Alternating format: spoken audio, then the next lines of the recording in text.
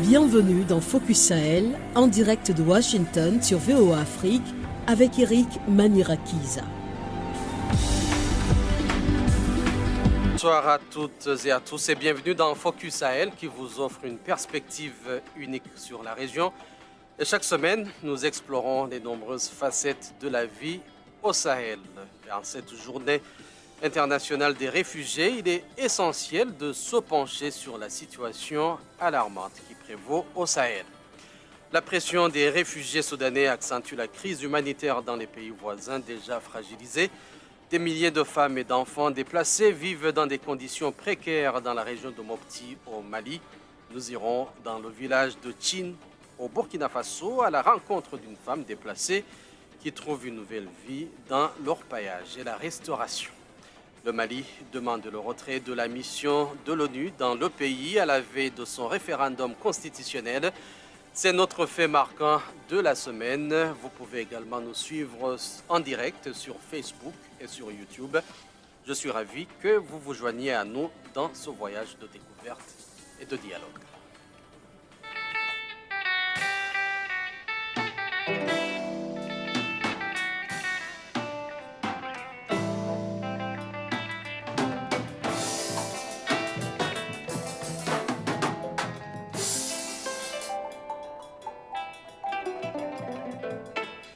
Les Nations Unies prévoient que près d'1 million de personnes fuiront le Soudan d'ici octobre.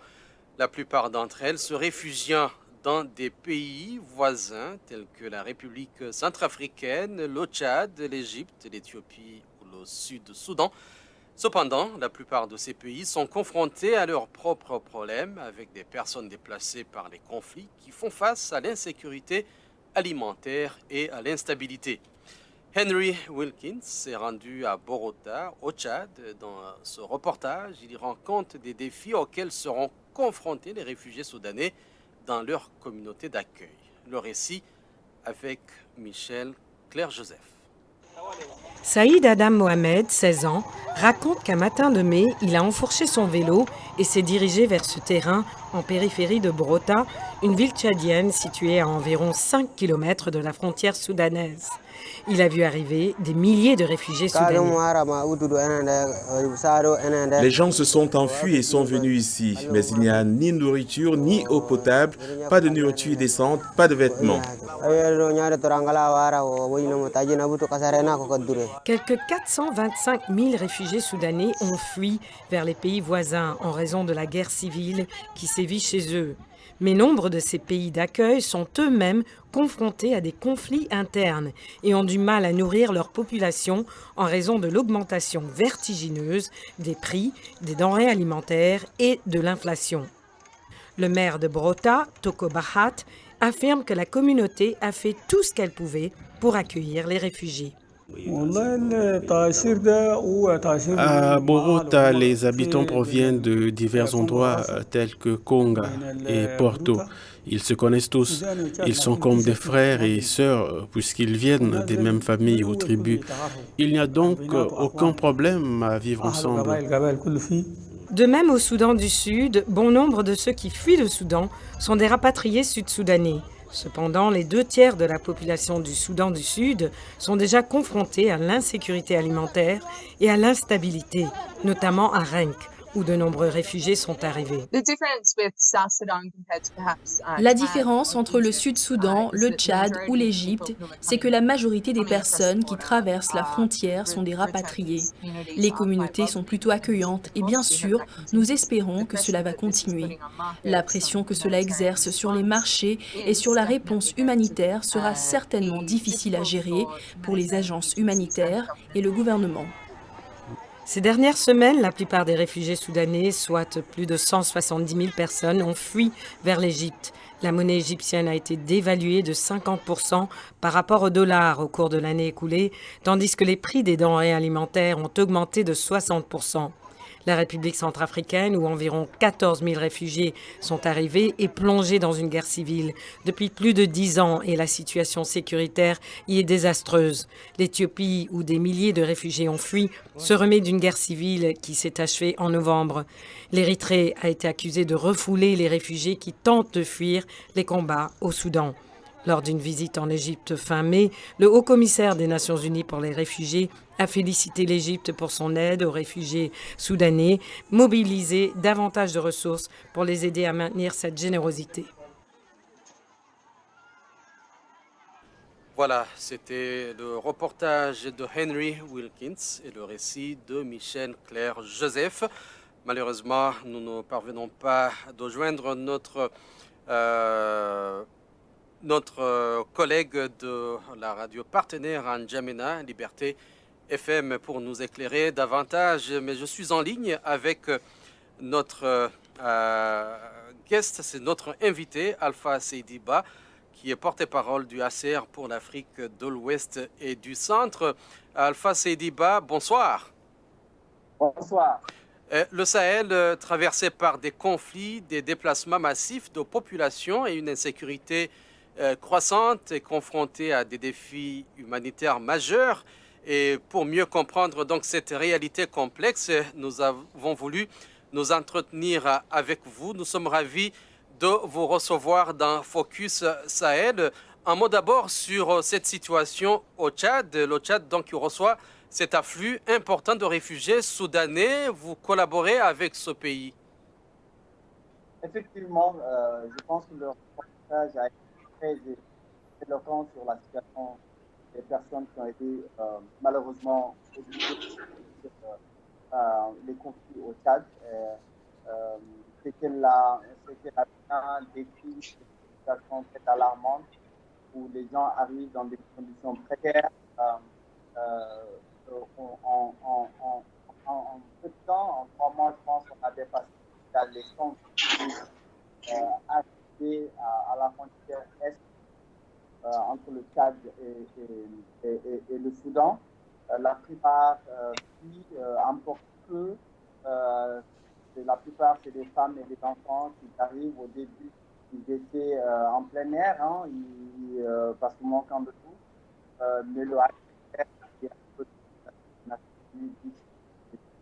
avec d'autres partenaires, mais surtout avec le gouvernement tchadien, a entamé une opération ou des opérations.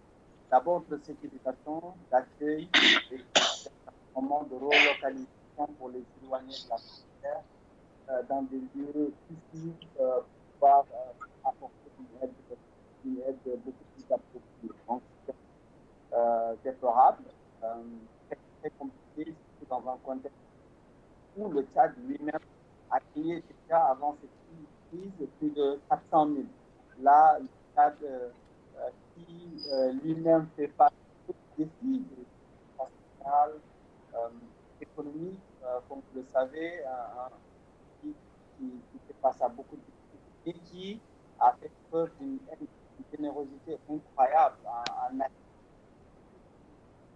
de personnes. Aujourd'hui, on est à 707 000 réfugiés au Tchad, dont la plupart ce sont des réfugiés. Oui, Alpha, est-ce que y a-t-il des programmes en place, mis en œuvre, des programmes de coordination pour soutenir justement les efforts du Tchad dans la gestion de cette crise humanitaire à sa frontière? Effectivement, je pense que dès les premières afflux, le HCR s'est mis aux côtés du gouvernement avec d'autres partenaires et des organisations internationales pour appuyer le Tchad. Le Tchad travaille pour fournir de l'abri, pour fournir de la nourriture, pour fournir des soins de santé de base, fournir on va dire des produits non alimentaires pour aider un peu à apporter une assistance et une vie moins digne à ces qui ont été malheureusement obligés de fuir et dans la majeure partie sont des femmes et des enfants. Donc le HCR, le gouvernement pas seul, il est soutenu par la communauté internationale. Et même si ce soutien il est freiné par le peu de moyens, parce que les ressources sont de plus en plus rares. Le Tchad est l'un des pays pour le HCR les moins financés les opérations humanitaires sont vraiment très, très en deçà. Le financement des opérations, c'est très en deçà par rapport aux besoins. Le besoin s'élève à plus de 241 millions de dollars. Donc, on n'en est pas même pas à la moitié. Voyons maintenant ce qui se passe au niveau de toute la région. Quels sont les principaux défis auxquels sont confrontés les pays du Sahel en matière de gestion des flux de réfugiés et de personnes déplacées dans la région? Merci, excellente question. Quand on passe au Sahel, donne à peu près une idée de ce qui se passe un peu dans le Sahel de façon générale. Le Tchad donne une idée de ce qui se passe un peu au Sahel de façon générale. Donc, c'est les principaux défis. C'est d'abord la violence intense. Hein. La violence, l'insécurité, l'instabilité perpétrée par des groupes armés qui entraînent un déplacement massif des populations.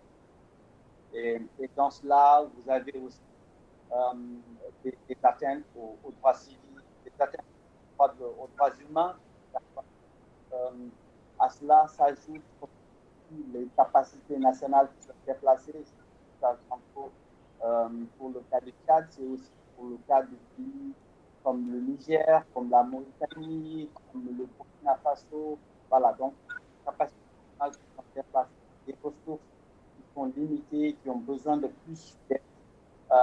Et aussi à cela, le troisième point qui est non moins important, c'est aussi le risque de propagation. Parce que ce sont des frontières où le conflit se propage très rapidement, enfin pas le conflit, mais les déplacements se propagent très rapidement dans les pays. Récemment, nous avons vu un afflux massif de réfugiés burkinabés dans les pays côtiers, en Côte d'Ivoire ou en Afrique, au Togo, au Ghana, Donc voilà, c'est une aussi de propagation dans les pays voisins. C'est le pareil pour le Soudan, avec l'Érythrée, le cas, la santé, le Tchad, les pays. Alpha, il doit y avoir justement de l'impact de cette crise sécuritaire dans le Sahel sur les droits de protection des réfugiés et des personnes déplacées. Mais quelles sont les perspectives pour une solution durable à la crise des réfugiés dans le Sahel? Et quel rôle les acteurs régionaux et internationaux peuvent-ils jouer pour y parvenir? Il nous reste moins de 2 minutes. Parfaitement. Les crises humanitaires sont... Donc, la première solution, la première perspective, c'est d'abord amener les acteurs à faire la paix. Tant qu'on n'a pas à faire la paix, les crises vont se passer. C'est le premier.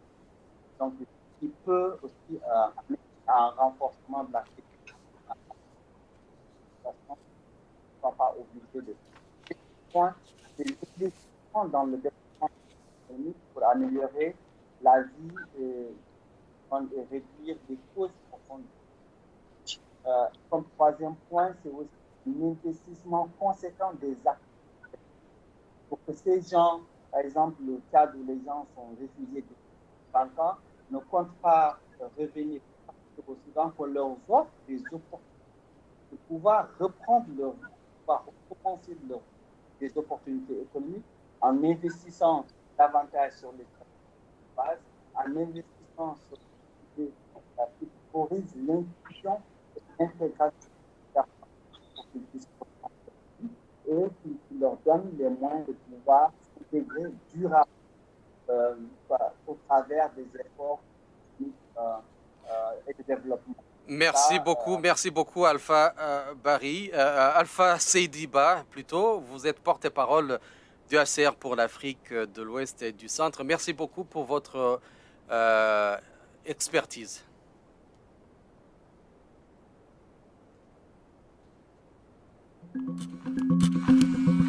Le Sahel, une région à la croisée des chemins. Focus Sahel, votre nouvelle émission sur VOA Afrique. Crise sécuritaire, montée de l'extrémisme, déplacement de populations, influence étrangère. VOA Afrique braque ses projecteurs sur la bande sahélo-saharienne pour vous aider à comprendre les enjeux qui sévissent dans cette région et les événements qui rythment la vie de ces pays. Retrouvez nos équipes à Washington et nos correspondants sur le terrain pour des reportages, des analyses et des interviews. Pour tout comprendre sur le Sahel, rendez-vous tous les mardis à 18h temps universel sur VOA Afrique, voaafrique.com et toutes nos plateformes digitales. Dans la région de Mopti, au centre du Mali, près de 30 000 personnes déplacées en provenance des cercles de Bandiagara, Bankas et Koro résident dans des camps en périphérie de la ville de Sévaré et dans des conditions souvent difficiles. Les femmes et les enfants constituent la majorité de cette population déplacée. Dans le cadre de la Journée mondiale des réfugiés, le 20 juin, donc aujourd'hui, notre correspondant Tidiani Ouedraogo a recueilli leurs témoignages. Suivez. Ce sont des témoignages poignants que nous avons recueillis auprès de ces personnes forcées d'abandonner leur foyer pour s'installer près de la ville de Sévaré. Fatmata nous raconte l'attaque qui l'a poussée à fuir. Quand notre village a été attaqué, mon mari était la première victime. J'avais soulevé notre lit, les enfants et mon mari se sont cachés pendant un moment. Les assaillants sont rentrés, ils ont fui la maison. Malheureusement, à leur sortie, un de mes enfants a pleuré. Ils sont revenus soulever le lit. C'est ainsi qu'ils ont vu mon mari et immédiatement, ils lui ont tiré une balle à la tête. Nous sommes ici depuis 4 ans. La dernière explosion d'engin au lendemain de la fête de Ramadan cette année a eu un coup dur pour moi. Comme vous le voyez, mon pied s'est fracturé. Je suis assise là depuis 2 mois sans pouvoir rien faire. Vraiment, j'ai besoin d'aide pour surmonter tout ça. Yacouba, qui a fui avec toute sa famille, ne souhaite rien d'autre que de rentrer chez lui. J'ai vécu avec ma femme et mes enfants. Nous avions fui l'insécurité dans notre village suite aux attaques. Arrivés à Sévaré, nous avons bénéficié des maisons en hangar. Dieu merci, mes enfants continuent avec les études.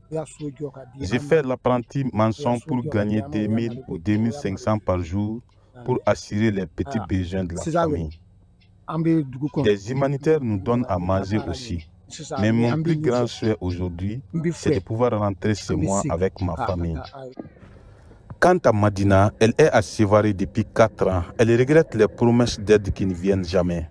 Je suis déplacée de la commune de Timiniri, dans la région du Badiangara. Nous sommes à Sévaré depuis mars 2019. Nous sommes ici suite aux attaques terroristes de notre village Ondou.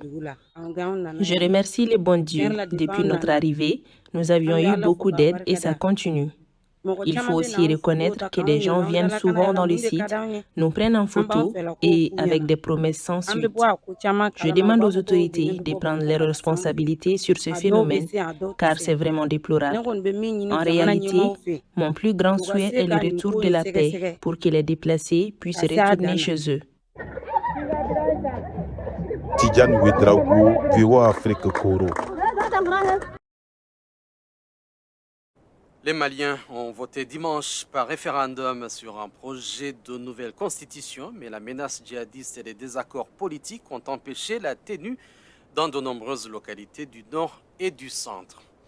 2 jours auparavant, les autorités maliennes de transition avaient demandé le retrait sans délai de la mission multidimensionnelle intégrée des Nations Unies pour la stabilisation au Mali. C'est notre fait marquant de la semaine. Je suis en ligne avec Daouda Mariko de notre station partenaire radio Kenedougou à Sikasso. Bonsoir Mariko. Bonsoir. Voilà, Kenedougou, ça signifie quoi Mariko? Ce sont des témoins. Merci. Kenedougou, c'est vraiment une zone géographique qui signifie en bambara l'endroit où vraiment il y a les choses fraîches. Donc c'est ça la signification littérale. Et Radio Kenedougou émet sur les 100.00 MHz depuis octobre 1992. Merci Mariko, et je signale que vous diffusez Focus Sahel sur vos antennes. Mariko, quels sont les résultats préliminaires du référendum sur la nouvelle constitution au Mali? Oui, bon, pour le moment, nous ne détenons pas les résultats préliminaires comme ça doit l'être, parce que jusque-là, ils sont au niveau de la compilation des différents résultats. Pour le moment, nous avons des résultats parcellaires qui viennent des différentes zones. Donc, il est difficile pour moi de dire que tel est le résultat vraiment préliminaire des élections. Peut-être dans les jours à venir, on les saura. Mais ce que je peux dire, ça, oui. Avez-vous eu l'opportunité de voter dans votre localité? Oui, j'ai bien voté, j'ai voté. Et ma localité, c'est Sikasso, où on a au moins 1 342 675 inscrits, sur lesquels il y a 689 043 femmes et 653 628 hommes, dont 2129 centres de vote et 3824 bureaux de vote. Donc moi, j'ai voté au niveau de mon quartier, à Lachabougou, Sikasso, dans le bureau numéro 8. Est-ce que les journalistes ont pu suivre le décompte des voix et le dépouillement? Oui, il n'y avait pas de restrictions. Il n'y avait pas de restrictions à ce niveau. Je pense que tous les journalistes et les observateurs qui l'ont désiré ont été admis pour suivre vraiment les décomptes. C'est la raison pour laquelle on a au niveau des groupes beaucoup de groupes WhatsApp où on nous envoie des résultats par zone. Donc ça montre que les journalistes ont pu avoir accès vraiment au bureau pour avoir les résultats préliminaires. Alors, Mariko, Kenedougou, des choses fraîches, on a besoin d'une réaction très fraîche. Comment le public malien a-t-il réagi à la demande des autorités de transition de voir la MINUSMA se retirer rapidement? Bon, je pense que le public vraiment a salué cette décision prise par le gouvernement dans sa majorité. Parce que je vais vous dire que bon, la population malienne dans sa majorité a été déçue vraiment des résultats produits par la MINUSMA. Parce que nous sommes dans un contexte où c'est les besoins de sécurité qui préoccupent le plus grand nombre. Et le constat a été fait que la MINUSMA n'a pas pu vraiment adapter son intervention au contexte actuel de l'insécurité du Mali.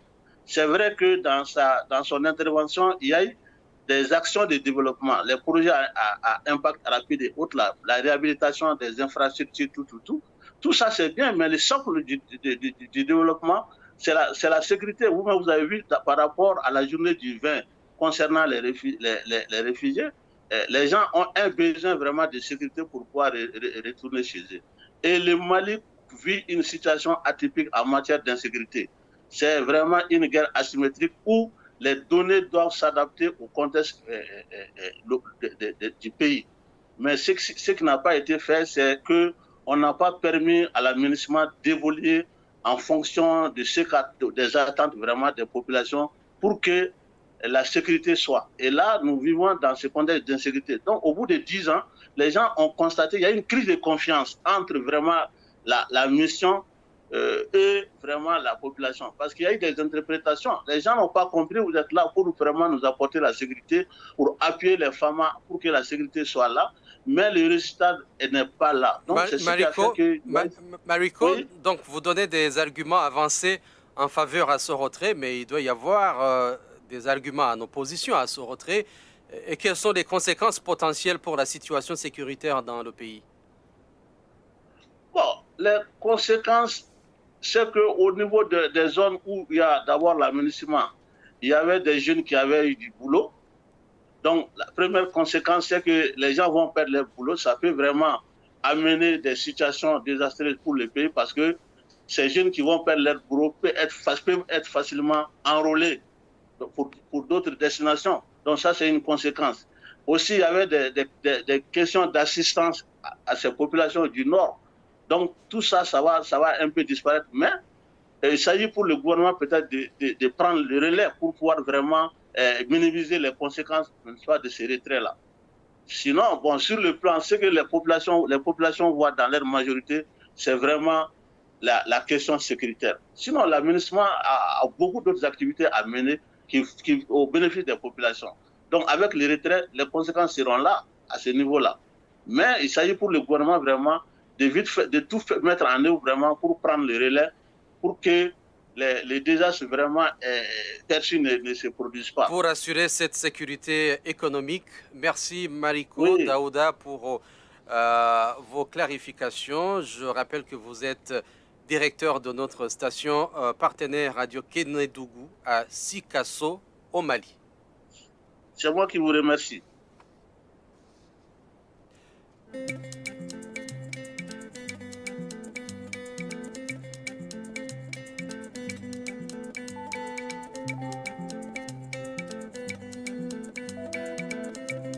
Direction au Burkina Faso, à 60 km de Bobo-Dioulasso, se trouve Tchine, un village aurifère qui offre un refuge et une nouvelle vie aux déplacés fuyant les groupes armés terroristes. Les habitants locaux dépendent principalement de l'activité minière pour leur subsistance. De nombreux déplacés ont choisi de s'y installer et bénéficient désormais d'une situation plus favorable. Orokia Kanko en est un exemple. Cette femme s'est engagée dans l'orpaillage et la restauration. C'est un reportage de Alidou Ouedraogo, notre correspondant depuis Bobo-Dioulasso. Situé à une soixantaine de kilomètres de la ville de Bobo-Dioulasso, le site d'orpaillage de Tien est le point de convergence de plusieurs personnes déplacées internes.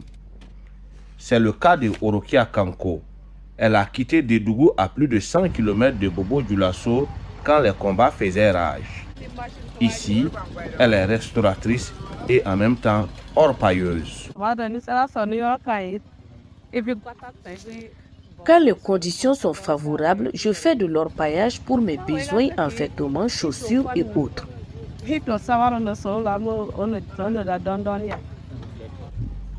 Grâce à cette activité, elle gagne dignement sa vie. Je peux réaliser un chiffre d'affaires de 13 000 francs CFA par jour. Mais avant, je gagnais plus que cela. Je pouvais gagner jusqu'à 45 000 francs. Au Burkina Faso, plusieurs sites d'orpaillage ont été fermés parce que refuge de groupes terroristes. Sur le site de Tien, des orpailleurs se sont organisés, comme le précise Daouda Ouattara, un des responsables des lieux. Nous avons mis en place un comité de surveillance qui veille sur la sécurité du site, qui filtre les entrées. Toute personne étrangère est soumise à un interrogatoire et si nous ne sommes pas convaincus, nous le mettons aux arrêts et le remettons aux forces de défense et de sécurité.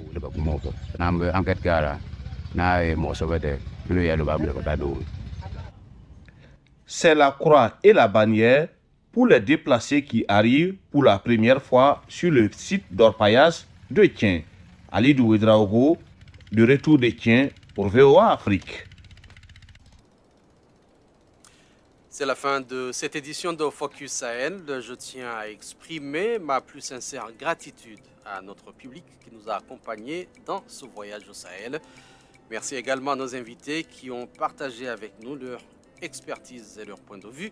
Enfin, je tiens à saluer tout particulièrement nos correspondants qui se sont surpassés pour vous apporter ces nouvelles de la région. Eric Manilakiza a été avec vous au micro, Lionel Lunanila Gahima, Fatouma Kalala Alimasi, Michel Claire-Joseph, Arzouma Compaoré ont assuré la mise en onde. Nous vous remercions d'avoir écouté Focus Sahel et nous vous disons à bientôt. Nous revenons mardi prochain. Au revoir.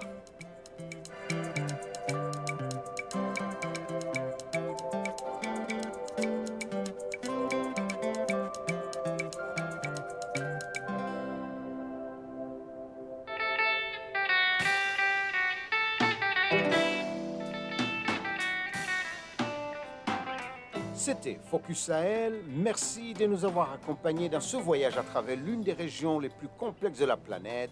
Vos points de vue, vos défis, vos récits et vos contributions sont les bienvenus. Laissez-nous vos commentaires sur voaafrique.com ou sur notre page Facebook